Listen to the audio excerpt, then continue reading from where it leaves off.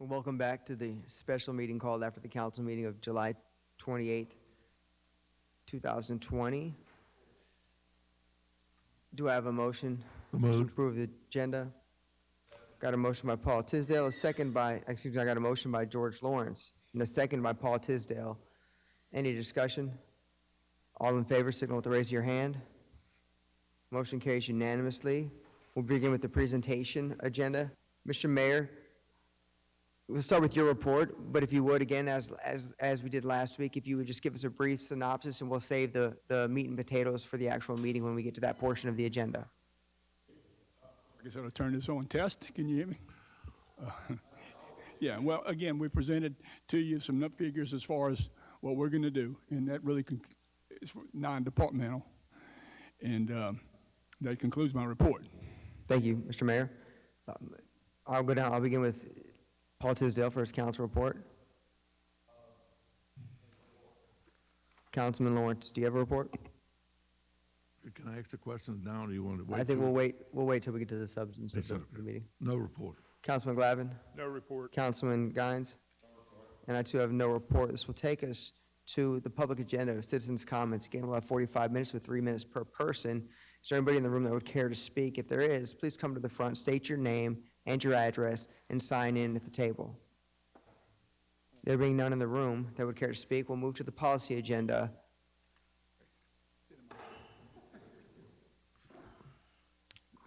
Mr. Mayor, I'll open the floor for discussion.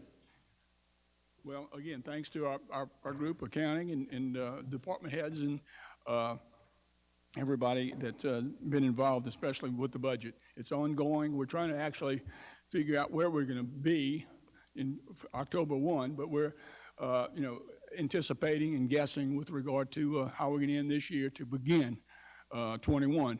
And again, we presented the revenue picture a few weeks ago, and then the expenses. And today, another big part, about 4.41 million, is the non-departmental, which makes up the big hitters, primarily the insurance world.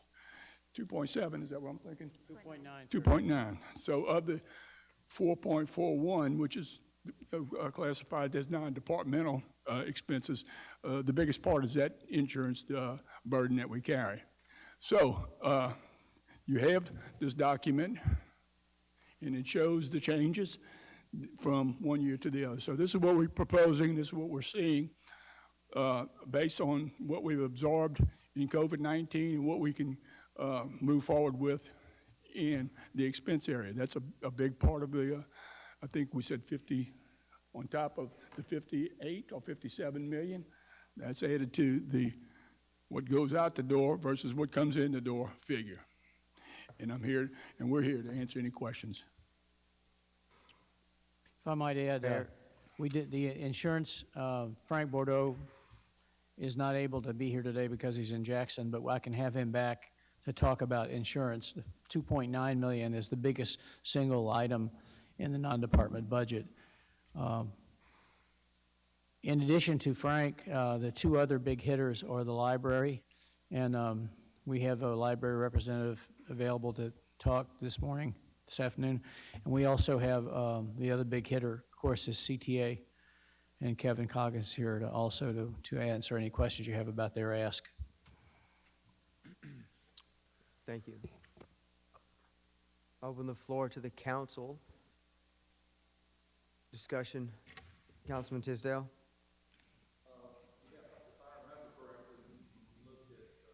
I'm sorry. Is that better? When we looked at departmental budgets in our last workshop, and the week before that, we looked at revenue. We were looking at revenue roughly 58, expenditures to that point, departments 57. Right.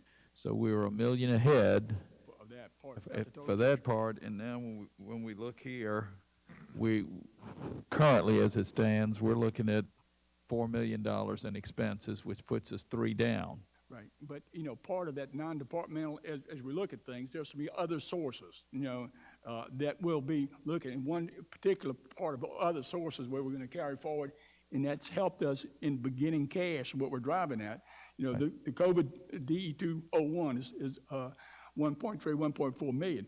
We don't know whether they're going to get this year by the October 1 or not, but it's going to be booked as a receivable. So it's going to help us predict where we would be, and that other source may be a revenue that we realize in October, whether it's booked against 20 or booked against 21. So what goes along with departmental would be those kinds of other sources, kinds of That things are currently will unknown. fade that. That's right. We don't know what the amount is. We're not even sure exactly when we might receive them. Right. Or other things, we talked a little bit about revenue loss Right. compensation from whatever the federal government or whatever the state has. Whatever that number is, we'll derive a guess. Again, it's not a guess. It's an educated idea of what we think is in the queue. So that would be, and again, any of the refinancing opportunities. We talked a little bit about what we did with the bond issue, but there may be some other things, utility authorities, may or may not be. But I Which mean, would help us. go along with this non-department, but would be these other source kind of workshops too that will get you some Right. some figures Okay. on. I know we kind of went over departmental budgets last week. I have some questions on those. I won't ask them today. Yeah, But I know, because some of these numbers are going to change as we proceed, as they always do. that's right. So I'll just hang on to those. I won't ask those today. But that's kind of about it. I know that President Deming recognized CTA in the library. If, they may want to make comments a little later, but that's it. Thank you. Thank you, Councilman Tisdale. I'm going to go around the room, and then I'll give them the opportunity to present their pitch to us. Councilman Lawrence?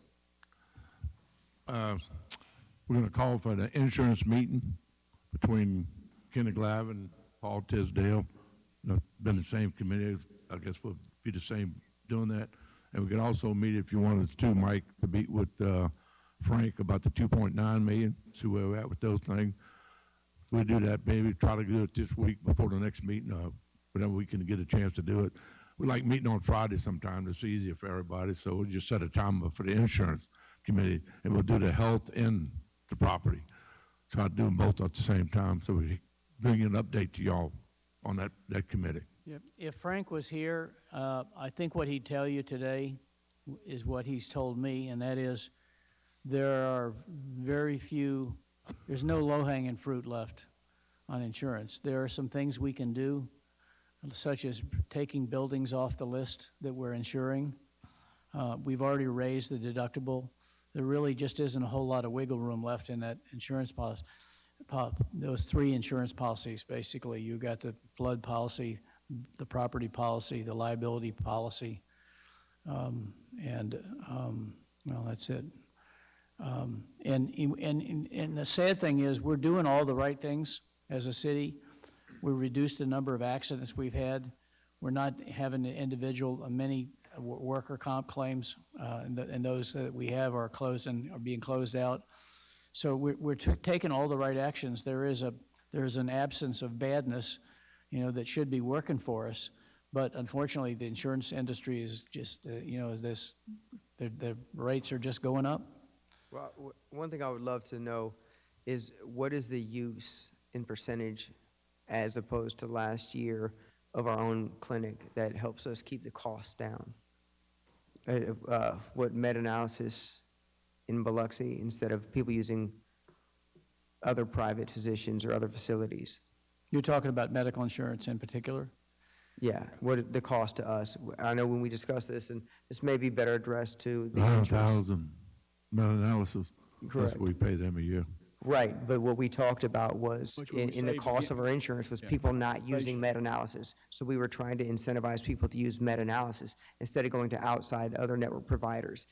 Has that realized this year? Have we seen an increase in the percentage use of meta-analysis versus the use of other providers? The meta-analysis will provide that information. I think they make quarterly reports available. I don't know if they send them to the city, but that information should be readily available. If we just gave meta-analysis, a week's notice, 10 days notice, said, hey, here's what we'd like to do, compare the visits, yada, yada, yada. They could put that data together for us, I'm sure. Okay. Yep. Paul, President would you Deming, say it and too? we've sat on this committee for the last 7 years at me, and you've been on it forever, but The problem is they're going to the emergency room at the hospital versus going to medical analysis. And if they would simply go to medical analysis, the cost there versus the emergency room is far less. And that's the education piece we've been fighting for 7 years. You know, trying to educate, and Paul, you've talked about it in numerous meetings, trying to educate our team.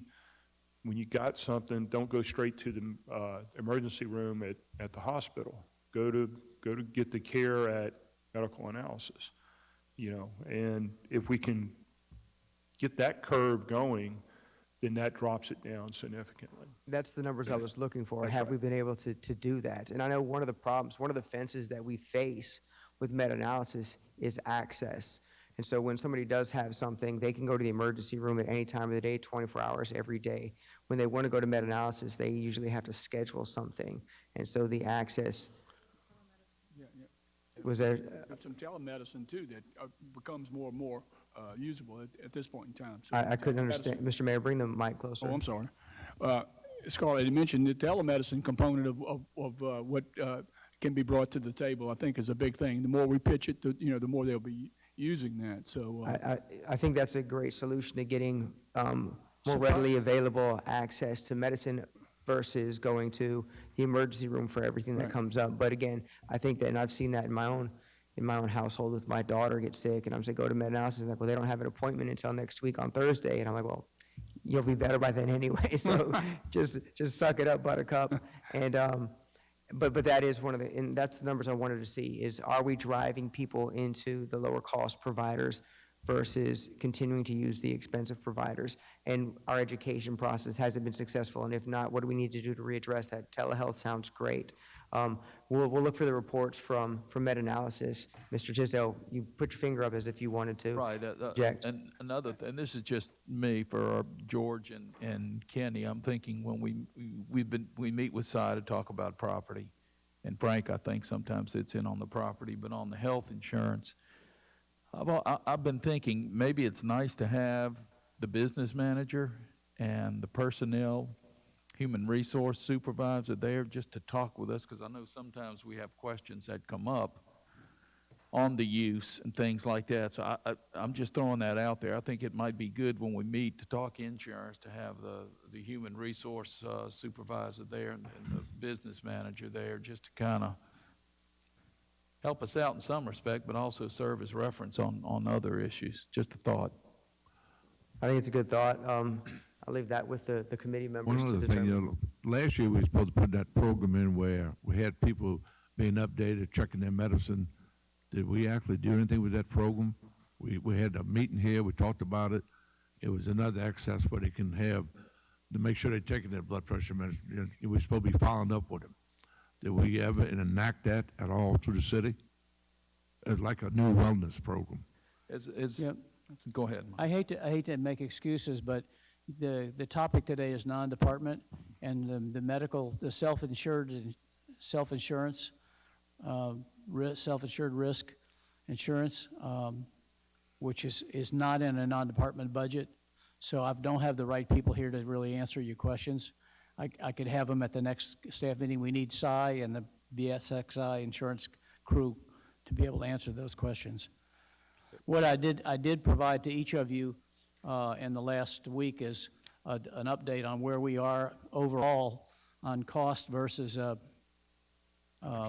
budget. And surprisingly, we are at 25% of our budget with 75% of the 75% of the budget with 25% of the money to go and 25% of the time to go. So although there may be some unknown COVID costs that are going to hit, it looks to me like we're going to be on budget for self-insured insurance for this year.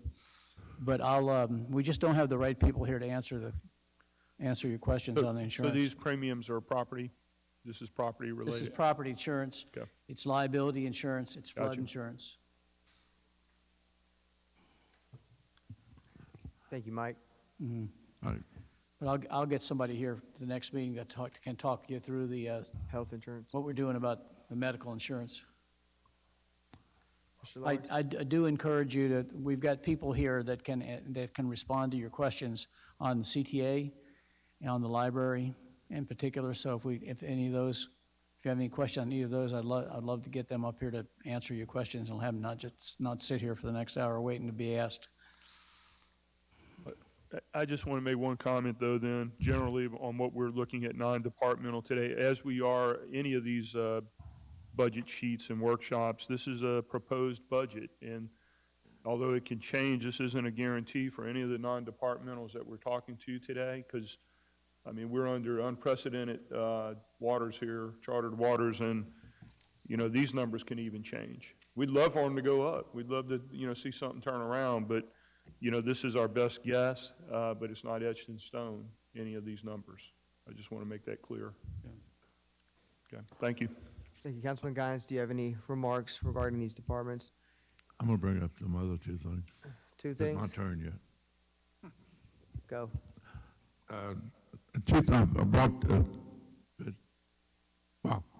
Was I that brought one? two letters to Mike Yeah. Leonard. One was with the West End Fire Station number 3, and it's roughly $25,000. It's really repairing the building itself. The windows are rotting out. A lot of things falling apart in there. Didn't really have a maintenance or anything for that building. So that was roughly what they decided would cost to repair everything, just bring the building back into shape. You know, we spend millions and millions of dollars on the Singer. Here's another building built in 1936, city of Biloxi, and all it needs is $25,000. So I just think that's something we need to put into the budget. Or is there another way to handle it? I'm really not sure, but we need to repair, because the windows and the gutters and everything is just rotted out. So the water just runs through everything. Gonna ruin another whole building. So if we can get that fixed for roughly $25,000, I think that's a good thing to add back to the but it has to be put in here. $25,000 repair the West End Fire Station number 3.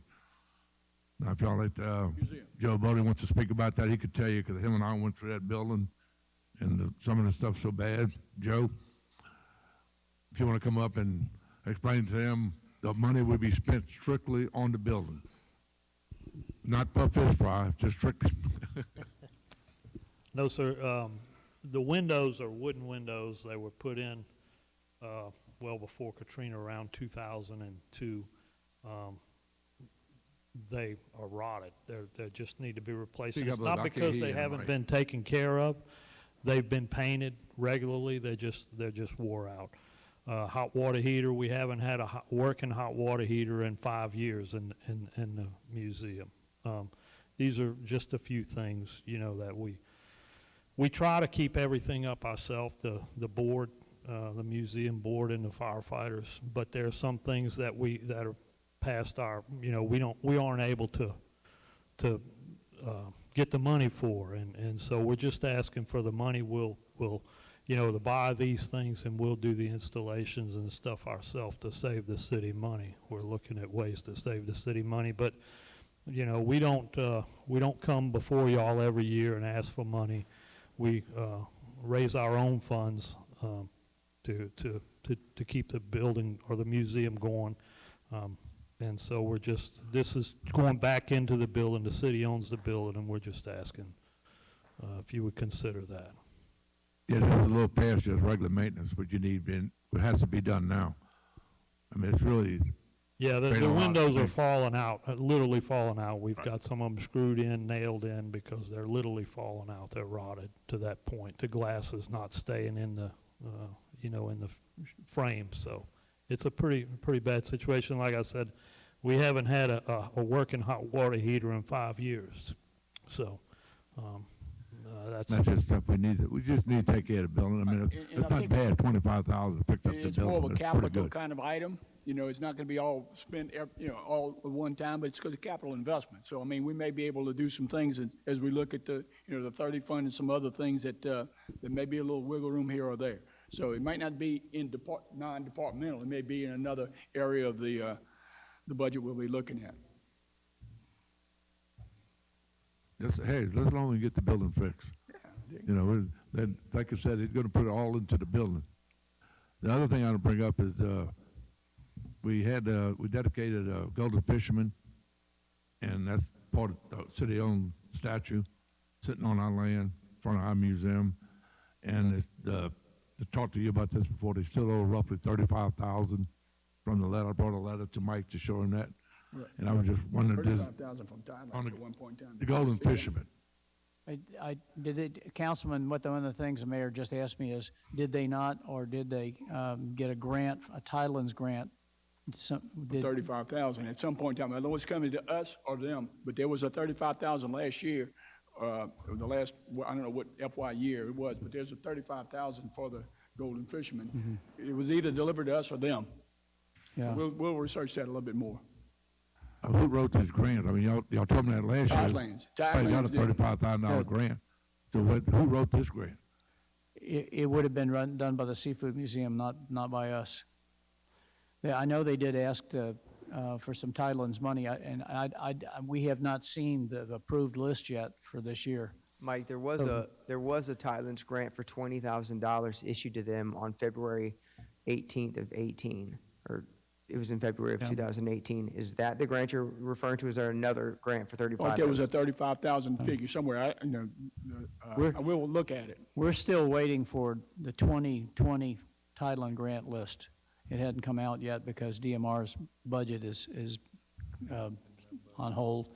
So we've got a bunch of projects that we asked for too, that we don't know about yet. So it could be possibly. Let me drill down and see if they'd ask for some more money in this year's Tidelands. And if not, we'll come back to council and ask council if they want to donate, then add to the non-department list. I mean, that, Yeah, but I think, that's fine. Yeah, there should be a non-departmental. Right? it's a, Seafood Museum does, we've been pretty generous with them. Well, we're budgeting $138,000 to them this year, so. Well, we'll address that, I guess, when we find out what the Thailand's grants, what's approved through the Thailand grants this year. That'd be fine. We done, that was two. One other thing. That's three, George. Yeah. I noticed you have the cruising where you cut it to 5,000. Are they still having that this year? Yep. And we normally Yeah. just give them 10,000? We gave them 20 a couple of years ago. We gave them 10 last year. They gave them 10 the last 2 years. Yeah. And this is a very arbitrary effort on our part. We just went through every single ask we had and cut it in half. There wasn't any science to this. We just cut everybody in half. Yeah, that's just one of the biggest events we have in the city of Biloxi. It's the whole coast. Yeah. I mean, that thing's pretty huge. I don't know about cutting them anything. 10,000, we get that much action for $10,000. That's pretty good. Well, budgets are just budgets, and if we were to have a real positive fall, and the Cruising the Coast people, for example, came to us and said, can you rethink that? The council always has the option to to amend in that budget, to ask us to amend the budget. So, but based on where we are right now, we just felt we needed to whack it everywhere we could to try and get the number down. It can always change later. All right, thank you, Mike. I'm going to open the floor to one of the councilmen on my right-hand side if either have discussion. If I might be able to help here on something, Council President, I've got a letter in front of me from CTA asking for, who gave us a substantial reduction in their ask this year, and I think since they've made the trip to be here today, might be good to call them forward. Well, that was my next step, was to ask a representative from the libraries to come, and Mr. Coggins from the CTA to present him the opportunity to speak. Mr. Coggins, if you care to speak to the council. If not, we understand, but if you do, just come up, state your name, your title and position with CTA, and sign in for me. Kevin or Grumpy? Kevin Coggan, Executive Director, Coast Transit Authority. So I'd like to start by recapping where we are this fiscal year. My comments are going to be brief, and I'll entertain questions. Fiscal year 2020, we asked for a $13,000 increase, and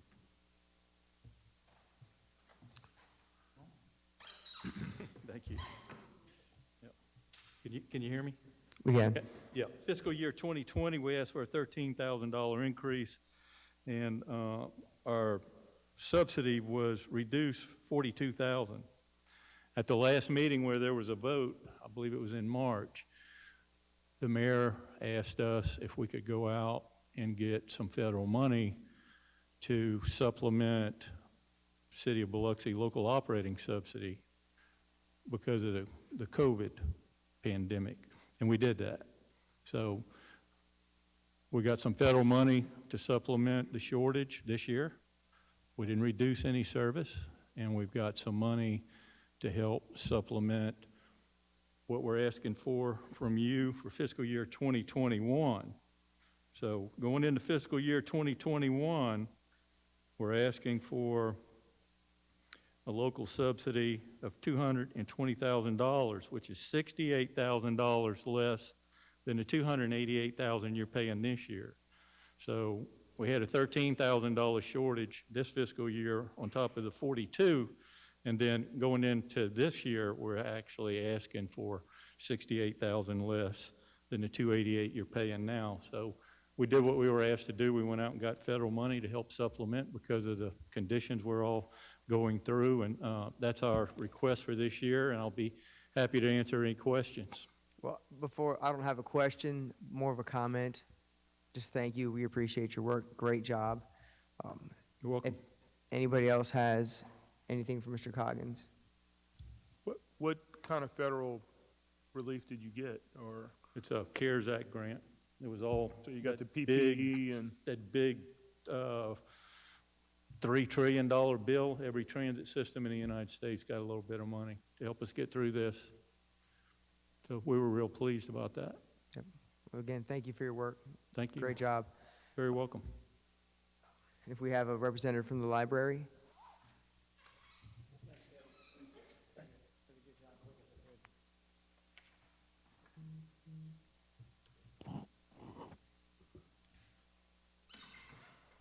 I'll try to talk loud, I promise. State your I name. know y'all can never hear me. Sharon Davis, head librarian for City of Biloxi. Our system-wide director, Sarah Rusky, was unable to make it. She had a family medical emergency. She does send her apologies. That's her library voice. I'm trying, let me try and get my angry mom voice. I haven't had to use it in a while. My kids are bigger, so yeah. I believe what we requested was exactly the same as what we received last year. However, what's put in the budget is around close to 59,000 less. I want to start by saying we are currently operating $78,000 roundabout less than we were in 2004. We're operating the same number of libraries, providing more services, but we're doing it less than we were over 15 years ago. So we've been making cuts year after year after year, as much as we can internally.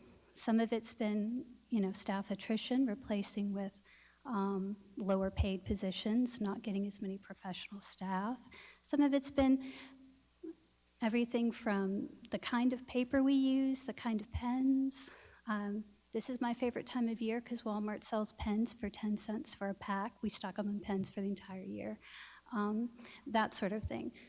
We cut full-time positions and made part-time positions. So we're still, 16 years later, we're still operating less than we did, but providing more services. So we've been making these cuts for a very long time. There's, as he was saying, low-hanging fruit. We don't have any low-hanging fruit left. What has been proposed in this budget is no new books, no new materials for the entire city. This can have several effects.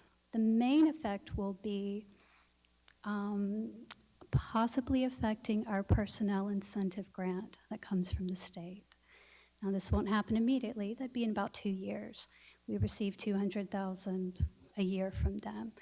Any reduction on the local level means that that's going to be evaluated, and we could possibly lose some or all of that money, depending on how they look at it. So that's going to affect what our personnel incentive grant from the state is in the next 2 years.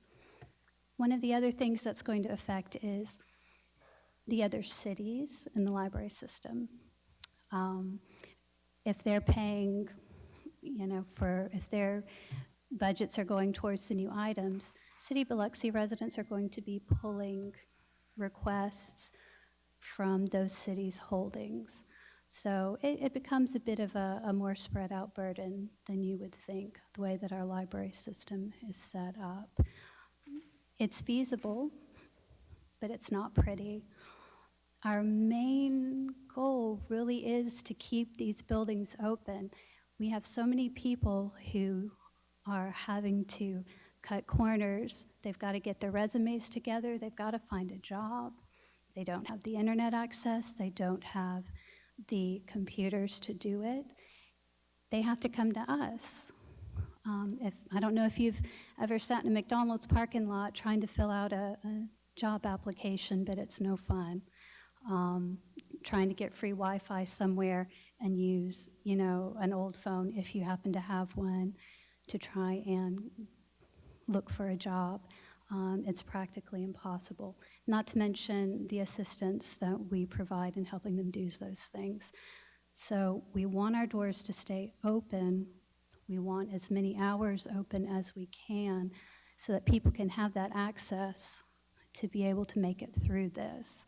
So no new books or items, no new materials. That's movies, audiobooks, regular books, adult and children's. That's going to be a bit of a hit for the city's residents. But that's what's written into this one. Just to sum up what's on the paper in front of me, you remember that last year they asked for 720, I don't have it, let me see. whatever it was, and we cut it to 707, which had been the amount from the year before. This year they asked again for the 707, and when we met to discuss that, I explained that we're in a pretty tight fiscal situation here this year, and could they give anything up? What would they be willing to give up? The first option that I was offered was that if they were to give up $58,603, that they would still have enough material to run the library, but they would not be able to buy any new books. And I felt like that was something we could probably live with. So I mentioned that there are a lot of friends of the library that have lots of books on their shelf they've been reading during COVID. Maybe a lot of them would come in and bring their books. But that if in the spirit of trying to help us all get the numbers down, if that was something they could give up, then we would probably take them up on that. So the number that you see on the sheet in front of you is the 707 minus the 58,603. I asked if there were any other options that would really reduce the budget. Remember that we have 4 libraries. Gulfport has only 2. But both of the Gulfport libraries are in buildings owned by the Harrison County. So in reality, in addition to what we provide them, we also, there are a lot of in-kind services such as janitorial service, maintenance, fire control and fire suppression systems. Those are all things that we're doing out of our budget that's not showing up under library. So the other option they offered, which was a pretty dramatic, would be to go to 3 days a week at the West Biloxi Library and 2 days a week at Margaret Sherry, and they'd be able to cut some staff. That would probably save another $100,000, but those libraries would not be open 5 days a week then. So based on what I had heard. And also if we do end up cutting staff, we are still responsible for, at least 26 weeks worth of unemployment. So it's going to be quite a while before we'll see any savings if we did that. And again, you'd be limiting access to people who really need it the most. So anyway, that's the number in front of you today is the 707, which if you wanted to, you could put it back. We're recommending that we take it and go with the number that's on your sheet, which is 648 number? It is currently 648. If you would refresh my memory, I know I asked this question, I had my clerks ask this question. During some of the shutdown period, Margaret Sherry Library was shut down, and the lights were still on, and they gave me some reason for why the lights remained on, and there's a lot, They were broken into 4 times. and so the lights are left on as a security measure. Yes. Mhm. Okay. And they were turned off at your request, and we were broken in after the second break-in. They were turned off, and we were broken into twice after that. But that has been, the person who did that has been caught. Thank you. That's the only reason for that. I can look it up. I can't tell you off the top of my head. City of Biloxi pays for some utilities for some of the locations. It varies, but we also pay about $49,000 worth of utilities. So we split costs as far as utilities for the buildings are concerned. And I appreciate that, but regardless of who pays it, that's still capital that could be spent on something else if it's being wasted. So I just wanted to know, and you responded, and I appreciate your candor on that. Couple comments, and then I'll open the floor to anyone else. Some of the things that you mentioned with the library are, in my opinion, not functions of a library.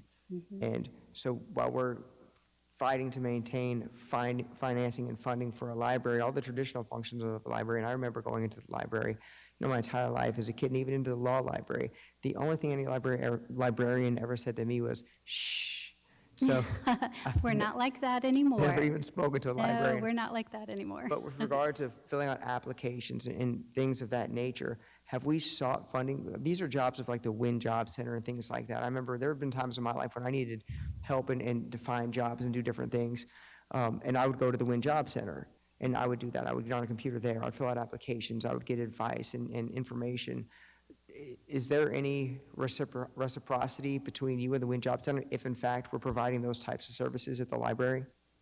What we hear from patrons on a regular basis is they can't get to the Wynn Center.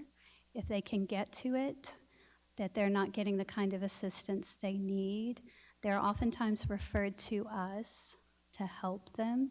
And sometimes it's not just, hey, what do I put in this line? Questions. Sometimes it could just be they need that access. We have a lot of people who walk to our locations or ride the bus to our locations, catch rides. We have a lot of people who are scrambling for gas money. So it's a combination of the physical access and also whether or not they're comfortable, who they're talking to, and if they feel welcome, and if they feel, and I'm not saying the Wynn Center doesn't do that, I'm just saying that we are another place for that. And for internet access in general, you can't really function well in this world without internet access anymore. It's simply too hard. And that may be the case, but I guess my statement was just that those don't seem like the functions of what a library is, and maybe we should figure out another way to resolve those problems with someone else, other than couch it in the idea of a library. Because if I say, look, I support libraries, but I'm not big on funding for that purpose under the umbrella of a library, then I get demonized. And so what I'm saying is when a librarian comes to me and says, we need $750,000 so people can come in and use the internet and fill out applications, to me, that's not a library. To me, that's a Wynn Job Center. That's and only access. a portion. That's only a small portion of Well, what we do. every single thing that you said, the emotional connection that you were making with us when you were telling us the needs, every one of those things was about somebody needing access to an internet or assistance filling out applications. You even talked about sitting in a McDonald's. So I get that there are people that need those services, but are those services of a library? How short are we? And I'm not trying to be the devil's advocate so much as just understand what we need in the community. How much of your time and how much of your space in the library is used to fill up with classes from the elementary school or with people coming in to write book reports and actually using books? How much of that usage is going on in the library? I can give you the circulation statistics if you'd like that. I can send that to you, or I can read them out to you here per location of how many items are actually checked out, how many computer sessions we have. I can even break it down for you if you wanted to, how many board books for the babies versus how many mysteries or how many large print books. Now, we don't go into specifics with our patrons about exactly what they're doing. We don't get too deep into demographics or the reasons why people are using our resources. What we do look at is what the usages are, and then are we meeting the needs? Do we have what people are looking for? So if people are wanting more board books, for their babies, then that's what we'll get. If people want more books on knitting, if people need more of a specific kind of resource, we do our best to respond to that while keeping a good base collection. And that does include internet access. But we do, of course, have our limits as far as how much assistance we can give with individual problems. I'm not sure if that's helping you, but I can give you usage statistics if you want. What my concern is, and the only reason I asked is, when you talk about the funding and cutbacks, and no one likes cutbacks at all. They're like paper cuts, and maybe that's why you guys have so many books, and the cuts suck so much. But, and not all jokes land. But the reason I asked is because I want to know how far we are falling in meeting the need of the traditional uses of a library. Because I want to know where that's at, as opposed to how many people need to come in and fill out applications, and how many people need your help to do that, and how many people need to find jobs, and how many people, outside of those needs, how short are we going to fall from meeting the traditional needs of a library, or the traditional uses of a library, the functions that we all understand what libraries are? Sure. That's not something that I can put a quantitative measure on at the moment.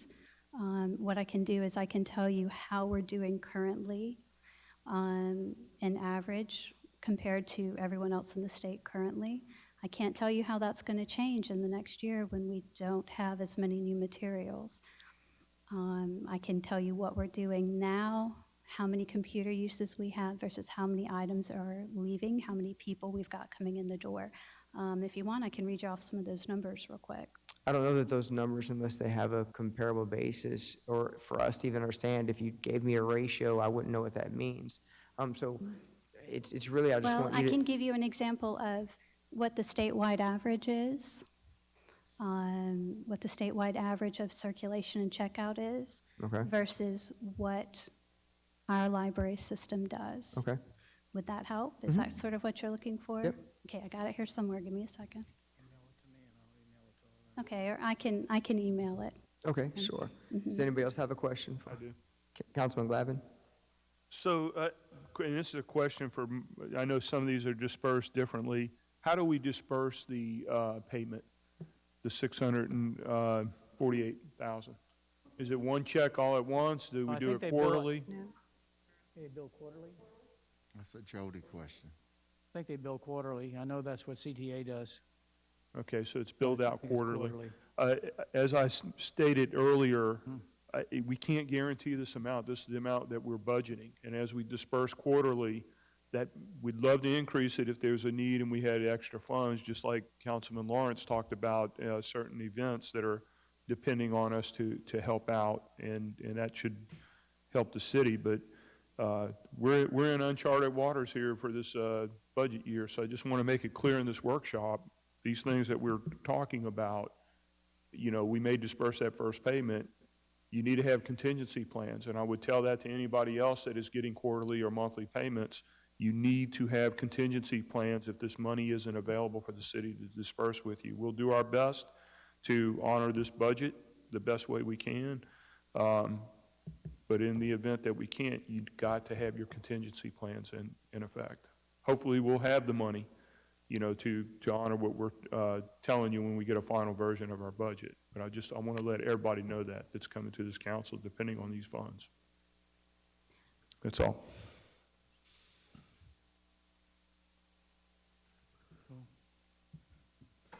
Guess you're off the hook. Send me that. Councilman Guines? No Councilman comment. Lawrence? Y'all covered it all. Mike, on the library, we paid electricity on the library, don't we? It varies between the different I mean, it was buildings. roughly $300,000 last year, electricity and maintenance, additional to the $700,000. Right. We paid the electricity We pay for janitorial services.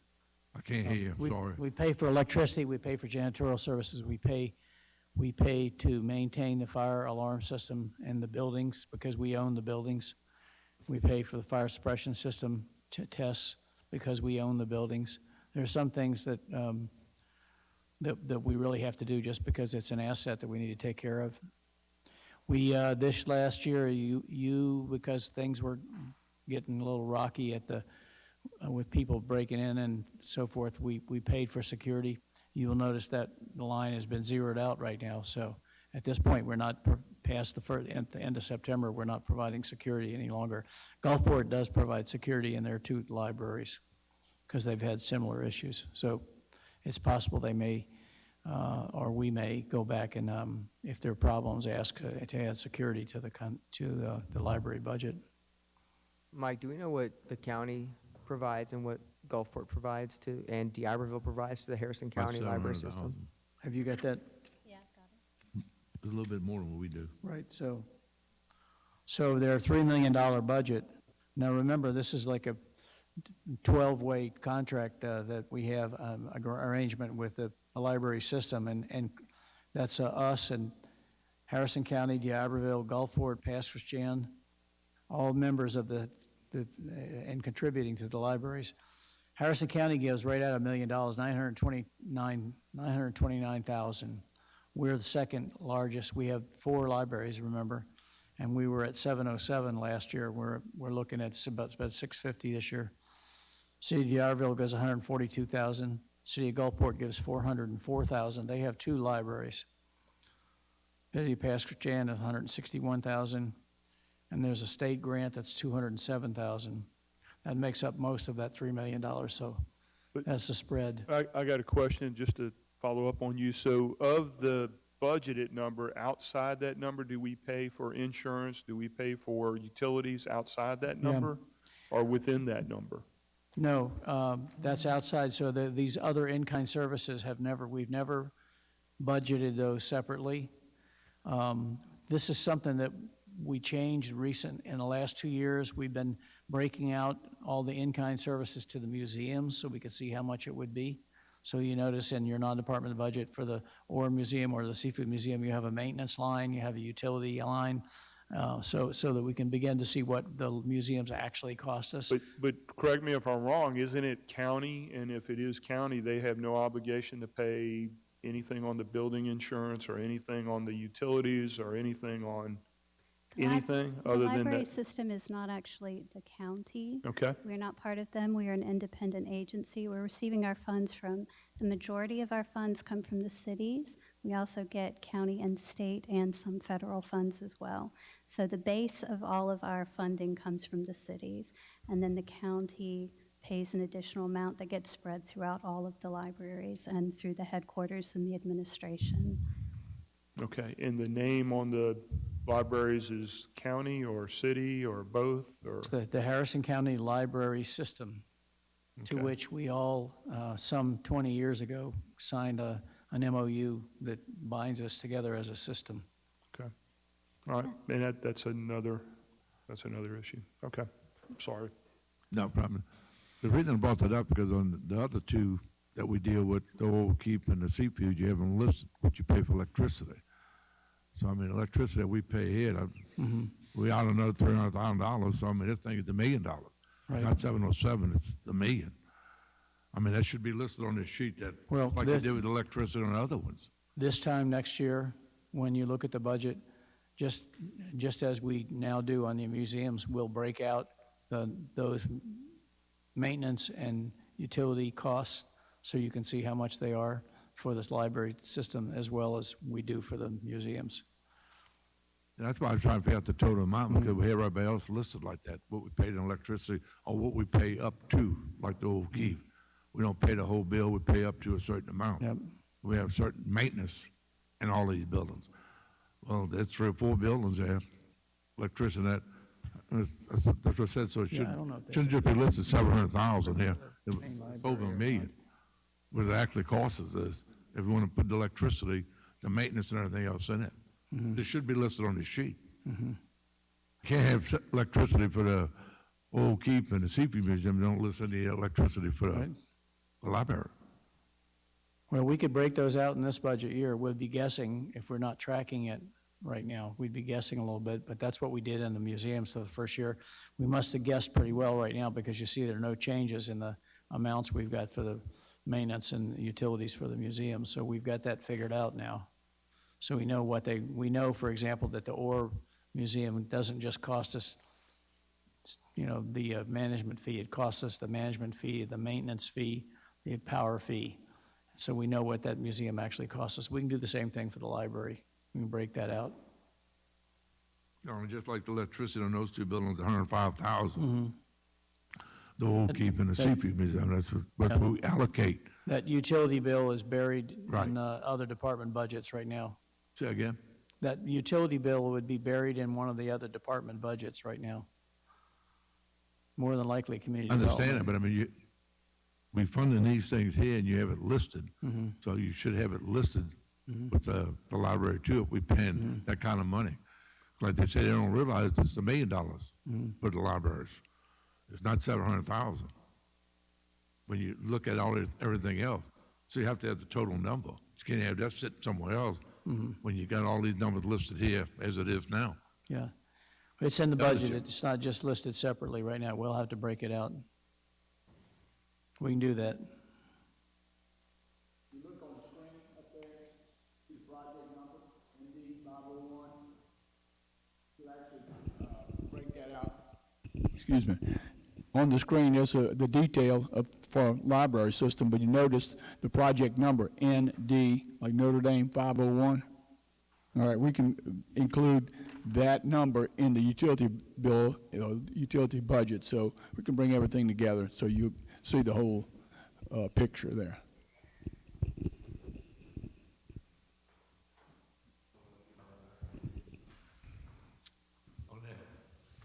Can you see that? Yeah, I can read them. Move over here.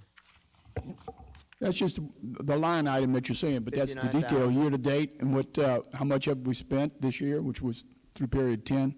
The change was 59,000, so the results, at least from this contractual thing, 648,000. But the thing that will tie it all together is the project number, and it says Harrison Harco Library Commission.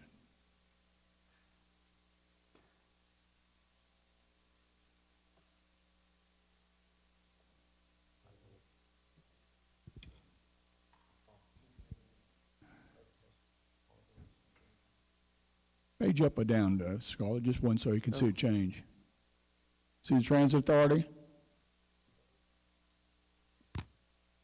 I think he was just concerned with all the other services, in kind or otherwise, that we provided the Yeah, library. well, that's why I said this was the ability, that project number has the ability to take all of it and pull it together. And that's what I told him, the next budget session, we'll have the breakout for all the other things that we pay on Right. behalf of the library. I think he's satisfied with that. I was just looking for the total cost of everything we're dealing with. Right. We need to know all these prices and all these numbers for us to vote on all these things, to put them in an action one way or the other. That's all, just what I keep telling the accountant, I just want the numbers, the right numbers. We can do that. All right, well, thank you, Ms. Davis. I believe that concludes all of our questions for the library.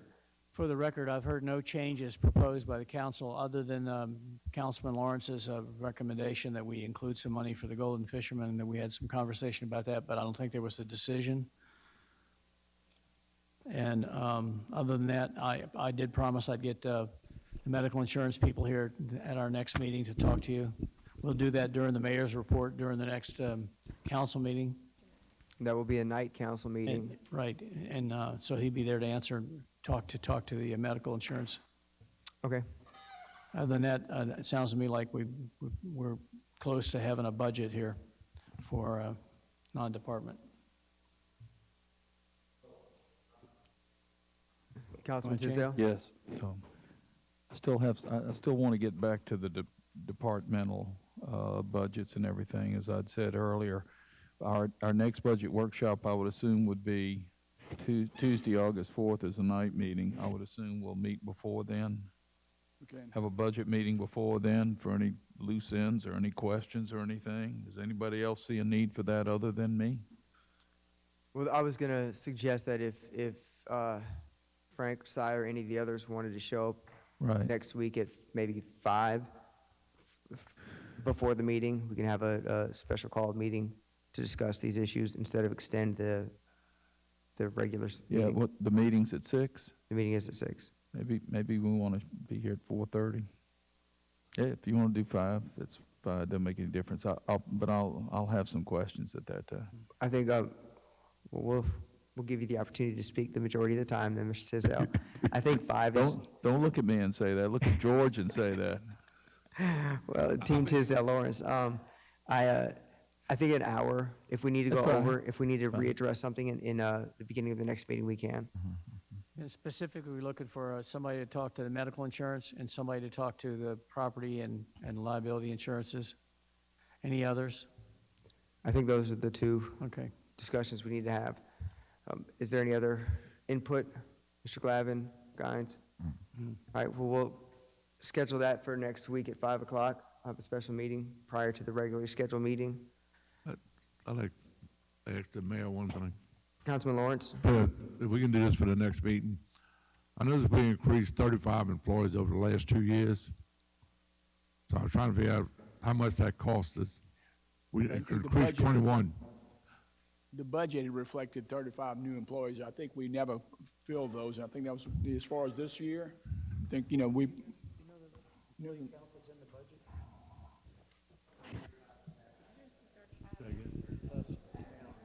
Right. No, 21, We, 14 and 21. I think 2 years we in a got row. 559. Mr. Mayor, Mr. Mayor, I believe he's referring to the previous years he was requesting. 20. The last 2 years, it was 14, we increased, and then last year we increased 21. My thing is, I need to find out how many of those people on full-time, how many people is on the insurance, because we're gonna get ready to have a insurance meeting. I need to know the total number of employees Get your picture. listed. If it's whatever you got here, 635, fine. 644, fine. I need to know whether to have our insurance meeting, or if we have 35 increase, or these 35 people now added to our insurance. That's another expense. Yeah, we can give you I that. need to find out, are they full-time people, and where they working, and who are they? Yeah. We have 35 people, are We they can give the you that. firemen and policemen, or everybody? We can give you that. So I just need to know that for this insurance purpose.